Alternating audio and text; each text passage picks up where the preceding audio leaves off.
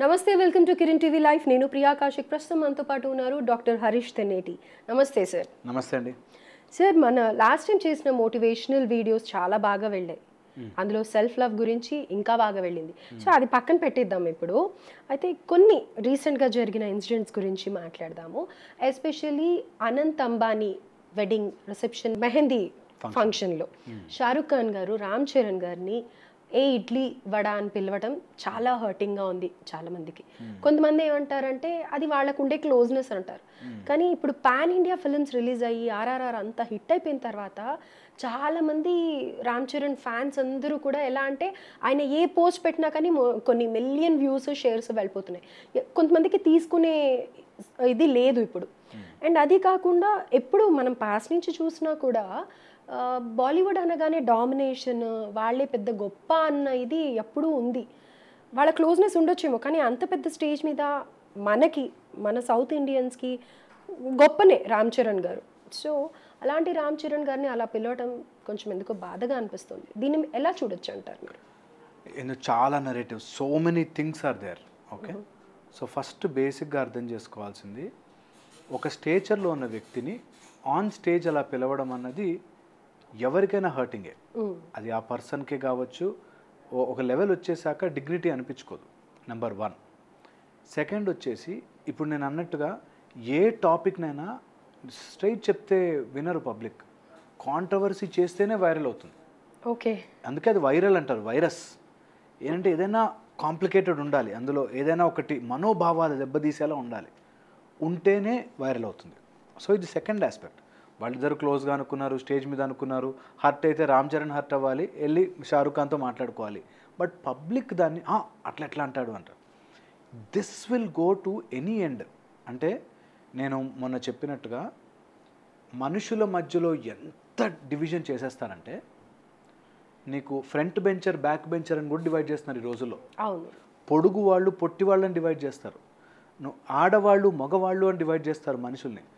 జంతు ప్రేమికులు కాని వాళ్ళు. సో మనుషుల్ని విడగొట్టి ఆనందపడడంలో ఒక టైప్ ఆఫ్ సాడిస్టిక్ ఆనందం ఎంజాయ్ చేస్తున్నారు పబ్లిక్ ఈ రోజుల్లో. ఏం చెప్తున్నాడో, అక్కడ ఏం కంటెక్స్ట్ అయింది, అక్కడ ఏం జరిగింది, అప్పుడు గరికపాటి గారు చిరంజీవి గారి మధ్యలో జరిగింది కూడా అలా స్టేజ్ మీద ఉన్నప్పుడు చాలా డెలికేట్ థింగ్స్, పెద్దవాళ్ళు ఉన్న స్టేజ్లో చాలా డెలికేట్ థింగ్స్. బట్ మనం దీన్ని ఒక గ్రేడేషన్ లెవెల్లో అర్థం చేసుకుందాం. ఫస్ట్ వచ్చేసి, ఎప్పుడు మనకేందో ఆ ఇన్సెక్యూరిటీ ఫీలింగ్.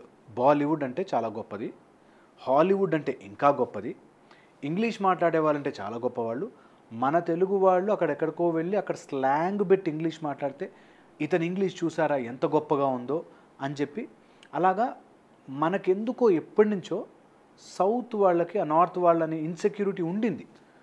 ఇప్పుడు మారుతోంది, మన వాళ్ళు చాలా తెలివైన వాళ్ళు ఉన్నారు, మారుతుంది, ఇప్పుడు ట్రెండ్ చేంజ్ అవుతున్నా. బట్ ఎప్పుడు బ్యాక్ ఆఫ్ అవర్ మైండ్ వాళ్ళు అప్రూవ్ చేయాలి, నార్త్ కూడా ఎంజాయ్ చేస్తున్నారు ఈ సినిమాలు, బాగా నార్త్లో కూడా ఆడేస్తోంది సినిమాలు అని మనమే ఆ ఇన్సెక్యూరిటీలో ఉన్నాం ఎప్పుడు. నేను ఆర్మీలో చదువుకున్నప్పుడు కూడా ఐ నో నార్త్ వాళ్ళు, అంటే నా బ్యాచ్మేట్స్ ఆల్మోస్ట్ 40% 80% వాళ్ళే నార్త్ సైడ్ వాళ్ళే, హర్యానా, రాజస్థాన్, పంజాబ్, కాశ్మీర్, అక్కడి నుంచి వచ్చిన వాళ్ళే. సో వాళ్ళంతా కూడా నార్మల్గా సౌత్ ఇండియన్స్ అనగానే 2-3 కామన్ డైలాగులు వాళ్ళకి వచ్చు. ఇప్పుడు మనం ఎలా అయితే పంజాబీల్ని బల్లె బల్లె అని అనుకుంటామో, అలాగా సౌత్ వాళ్ళని ఇడ్లీ సాంబార్, అయ్యో రామ, ఇదొకటి వాళ్ళ కామన్ డైలాగ్. ఏంటంటే అయ్యో రామ అంటారు. అలా అంటేనే మనం ఏదో క్లోజ్నెస్ అన్న ఫీలింగ్ వాళ్ళకు ఉంది ఎప్పటి నుంచో. సో ఇది ఒక type of understanding. Third type of understanding is, వీళ్ళని ఎవరినైనా తక్కువ చేసి చూడాలంటే వాళ్ళ పేరు మార్చేసి వాళ్ళని ఏదైనా అలా తక్కువ చేసి మాట్లాడడం. యాజ్ ఎ బ్రెయిన్ కోచ్గా నేను చాలామంది పేరెంట్స్ని కౌన్సిల్ చేస్తున్నప్పుడు వాళ్ళ పిల్లల్ని కూడా అట్లాగే తిడతారు. అరే బుద్ధులేనోడా, సిగ్గులేనోడా, చేతగానోడా, ఇలాంటివి తిట్టడం వల్లే వాళ్ళ నార్మల్గా వాళ్ళ ఎమోషనల్ లెవెల్ డ్రాప్ అవుతూ వస్తుంది.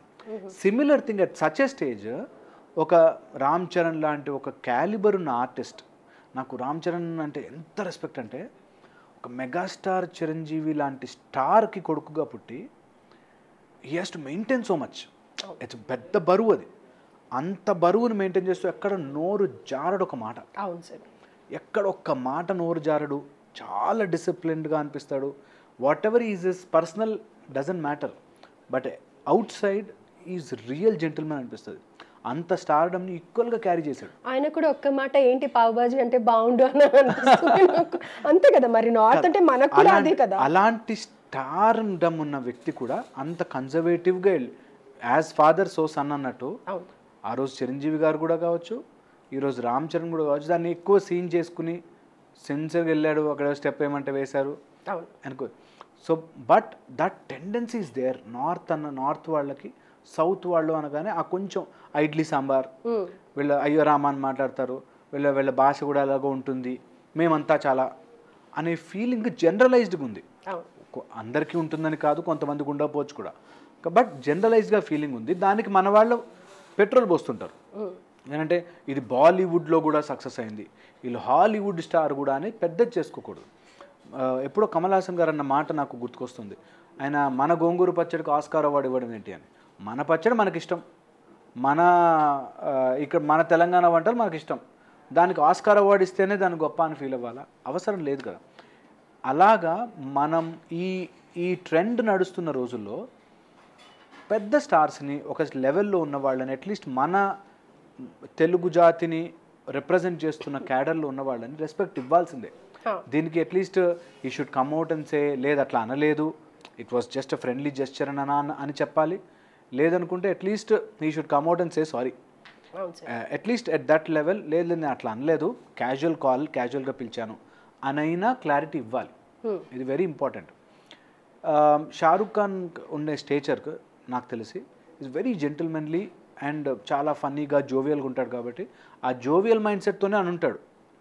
ఐ డోంట్ థింక్ వాళ్ళ పర్సనల్ ఏదైనా ఉండొచ్చు, ఆ క్లోజ్నెస్ ఏదైనా ఉండొచ్చు, అది అంత పెద్ద స్టేజ్ మీద ప్రతి ఒక్కళ్ళు అంబానీ ఫ్యామిలీ రిసెప్షన్ అన్న, ఫ్యామిలీ అన్న, అందరం ఇప్పుడు అదే చూస్తున్నాం సోషల్ మీడియాలో.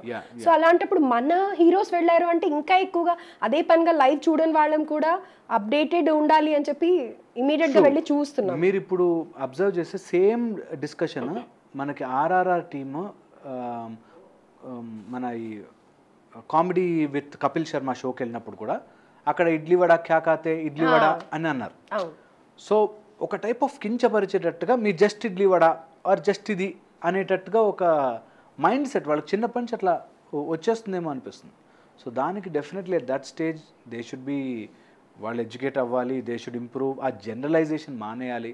ఇప్పుడు చెన్నై వాళ్ళంతా ఇలా ఉంటారు, లేకపోతే తమిళనాడు వాళ్ళంతా ఇలా ఉంటారు, కేరళ వాళ్ళంతా ఇలా ఉంటారు, మొత్తం పంజాబీస్ అంతా ఇలా ఉంటారు, మొత్తం బీహారీస్ అంతా దొంగలు, ఇలాగా జనరలైజ్ చేసేస్తున్నారు అన్నిటికీ.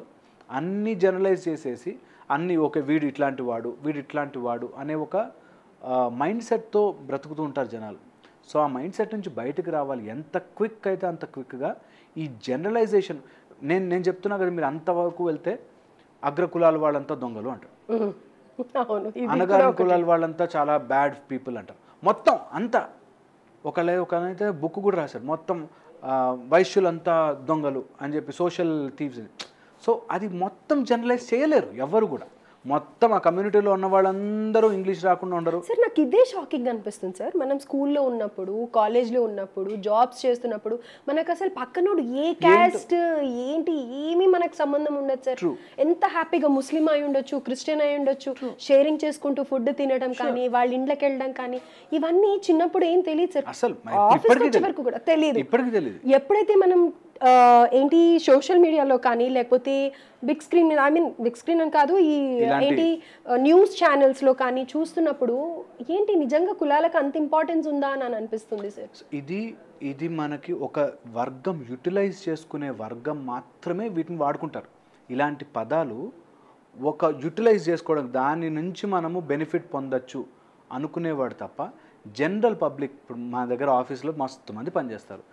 రోజు నీ బయోడేటా ఏంటి, నువ్వు ఏ కులము, ఏ మతము, ఏ ప్రాంతము, నీకు ఎలాంటి అలవాట్లు ఉన్నాయి, ఇవేం అడగం జనరల్ పబ్లిక్లో.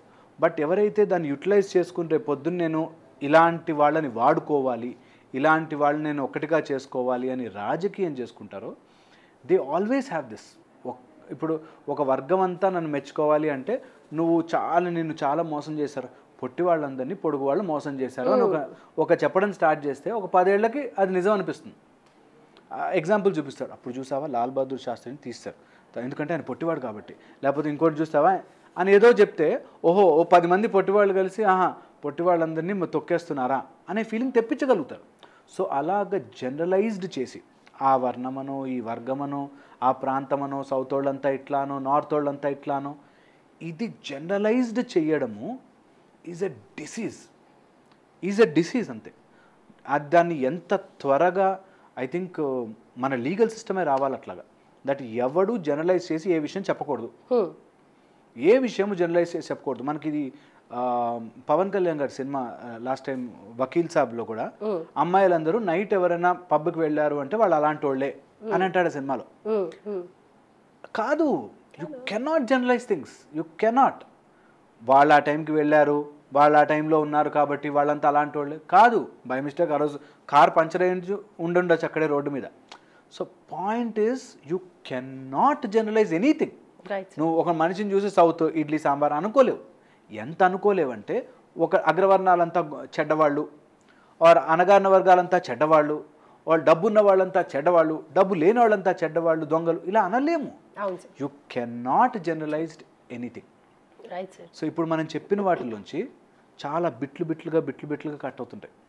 ఈ కట్ అయినప్పుడు ఓకే ఇలాంటి వాళ్ళు చెడ్డవాళ్ళ, ఇలాంటి వాళ్ళు గొప్పవాళ్ళ అనే ఒక రాంగ్ కాన్సెప్ట్ వెళ్తుంది. సో నేను యాజ్ ఎ లైఫ్ కోచ్ నా పని ఎలాంటి మైండ్ సెట్తో వచ్చిన వాళ్ళనైనా వాళ్ళని చిన్న పిల్లల్లాగా చూసి వాళ్ళకి ఆలోచించి ట్రైనింగ్ ఇవ్వడం.